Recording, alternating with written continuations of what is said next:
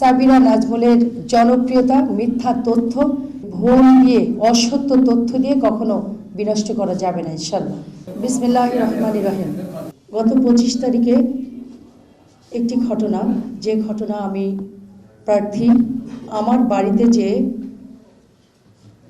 অন্য একটি দলের কিছু নারী নেত্রী আমাদের বাসায় ভোট চাইতে যায়। আমার শাশুড়ি আমার জায়েদের কাছে ভোট চায় তাদের মার্কাতে। যেহেতু আমি প্রার্থী সেহেতু আমার বাড়ি আমার শাশুড়ি সেখানে বলেন যে আমাদের বাড়ির প্রার্থী, তোমরা আমার কাছে কিভাবে ভোট চাইতে আসছো।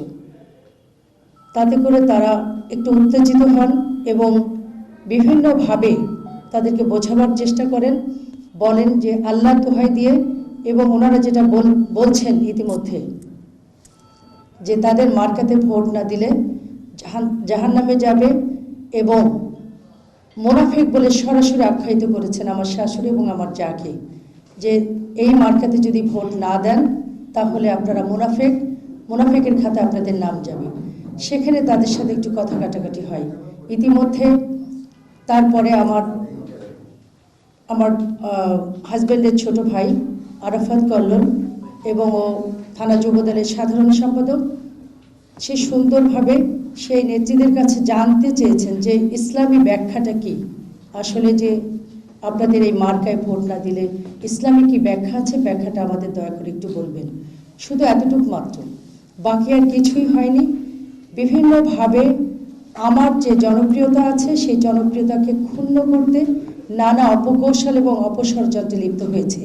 আমি বিশ্বাস করি আমার চৌগাছা চিগরগাছাবাসী এমন কোনো মিথ্যা তথ্যে বিভ্রান্ত না হয়ে আপনারা সঠিক তথ্য যাচাই বাছাই করে আপনারা সংবাদ প্রকাশ করবেন। আপনাদের কাছে আমার বিনীত অনুরোধ। আমাদের নেতা তারেক রহমান আমাকে নারী নেত্রী হিসেবে মনোনয়ন দিয়ে পাঠিয়েছেন নারীদের মান মর্যাদা বৃদ্ধির লক্ষ্যে।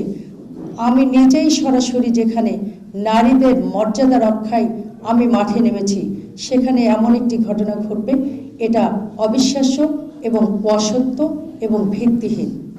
আমি গত 25 তারিখের এই সংবাদ সম্মেলনের আমি তীব্র নিন্দা এবং প্রতিবাদ জানাচ্ছি। আমি প্রার্থী হওয়ার পরে আমি ব্যাপক সাড়া পাচ্ছি, অকল্পনীয়।